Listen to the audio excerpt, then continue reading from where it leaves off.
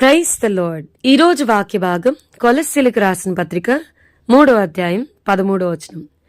ఎవడైనను తనకు హాని చేసినని ఒకడు అనుకుని ఎడల ఒకనినొకడు సహించుచు ఒకనినొకడు క్షమించుడి.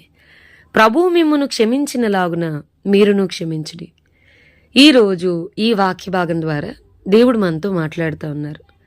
వాక్యం వింటున్న ప్రియమైన వారులారా, మన సర్టిఫికేట్స్లో మనం క్రిస్టియన్ అని రాయబడినంత మాత్రాన మనం క్రైస్తవులం కాదు. మన పేరెంట్స్ క్రిస్టియన్ అయినంత మాత్రాన బైబిల్ ప్రకారం మన క్రైస్తవులం కాదు. మరి who is the actual Christian? ఎవరు వాస్తవమైన క్రైస్తవుడు, నిక్కార్సైన క్రైస్తవుడు అనంటే ఎవరైతే దేవుని వాక్య ప్రకారంగా వారి జీవితాన్ని కట్టుకుంటారో వారిని నీతిమంతులు, వారిని క్రైస్తవులు అంటారని వాక్యమే చెప్తుంది. మనం చూస్తే గనక నీకెవరైనా హాని చేస్తున్నారని నీకు అనిపిస్తే వాళ్ళని సహించు, నువ్వు క్షమించు. ఎలా క్షమిస్తావనంటే ప్రభు నిన్ను ఎలా క్షమించాడో సేమ్ అట్లా క్షమించమని బైబిల్ మనకి నేర్పిస్తూ ఉంది. చాలా సందర్భాల్లో మనం బైబిల్ పట్టుకుని వెళ్ళిపోతాం, కానీ మనకి ఇటు పక్కన అటు పక్కన అన్ని వైపులా మన ఇంటి పక్కన అందరూ మనకి శత్రువులే. మనం మాట్లాడని వాళ్ళే, మనం క్షమించని వాళ్ళే. కొంతమంది ఏమంటారంటే తెలివిగా, ప్రభు ఆయన దేవుడు కాబట్టి ఆయన క్షమించాడనంటే దెన్ హూ ఇస్ స్టెఫెన్? ఆయన మనకిలా మనిషి కాదా? రాళ్లతో ఎక్కడ దెబ్బ తగులుతుందో తెలియకుండా భయంకరంగా కొడుతున్నప్పుడు తండ్రి ఈ పాపము వీరి మీద మోపొద్దు, వీళ్ళని క్షమించమని చెప్పలేదా? Who is Graham Staines? మరి భయంకరంగా ఒరిస్సా రాష్ట్రంలో ప్రజల చేత వెలివేయబడిన వారు, ఊరి చివరి బ్రతుకుతున్నవారు, రసిగారిపోతూ పుండ్లు చీమి మొత్తం ప్రజల చేత కంపు కొడుతూ అసహించుకొనబడుతున్న వారిని ఆదరించి వారి గాయాలు, వారి పుండ్లు గట్టి ఆ పురుగులన్నీ తీసి వాళ్ళకి దేవుని ప్రేమ చూపెడితే, మరి కారులో 2 పిల్లల్ని గ్రామ్స్టైన్ గారిని సజీవంగా కాల్చి పడేస్తే మరి సుప్రీంకోర్టుకి అసలు ఎలాంటి తీర్పు ఇవ్వాలి? What is the best punishment that we can give? Gladys గారు గ్రామ్స్టైన్ గారి వైఫ్ని అడిగమ్మా, మాకేం చేయాలో అర్థం కావట్లేదు, నువ్వే చెప్పు. ఇప్పటికిప్పుడు నించోబెట్టి ఎన్కౌంటర్ చేసామంటావా?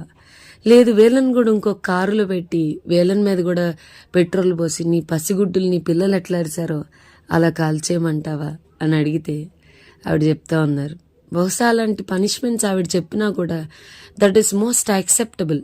ఒకవేళ వాళ్ళు అడిగినా ఆవిడ చెప్పినా కూడా అది న్యాయబద్ధంగా అనిపించుద్ది. కానీ మా ప్రభు మమ్మల్ని క్షమించమన్నాడు, మేము క్షమిస్తాం.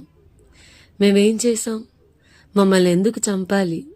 మా పిల్లలు ఏం చేశారు అని అసలు ఎక్కడా ప్రశ్న లేదు.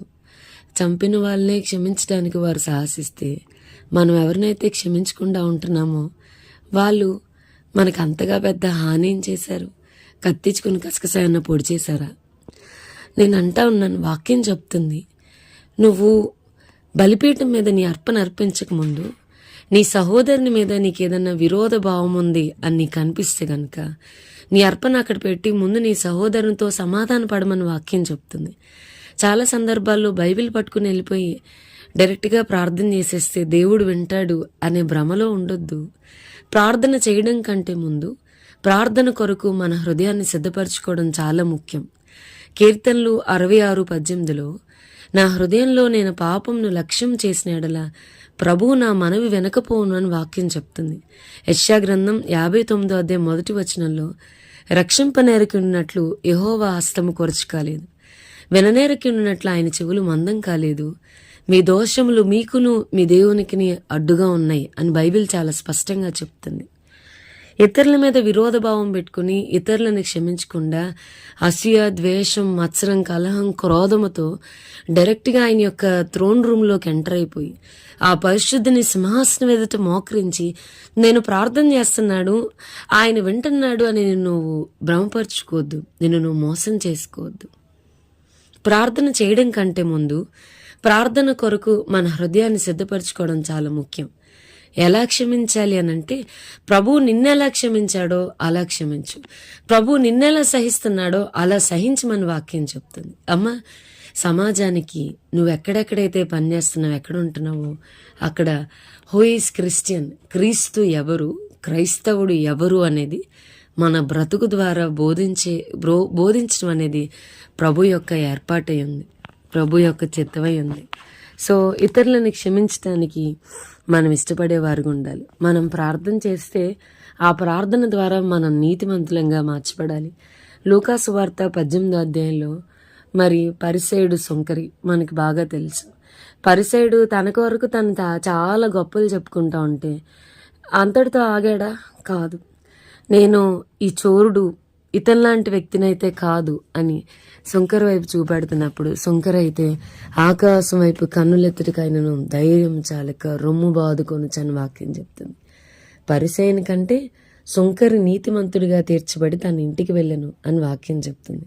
సో మనం ఎక్కడైతే ప్రార్థన చేయడానికి మోకరించామో అక్కడ మనం ప్రార్థన చేసినప్పుడు మన ప్రార్థనా గదిలో నుండి నీతిమంతులంగా బయటికి రావాలి తప్ప వింటున్నాడేమో అన్న భ్రమలో బయటికి రావద్దు.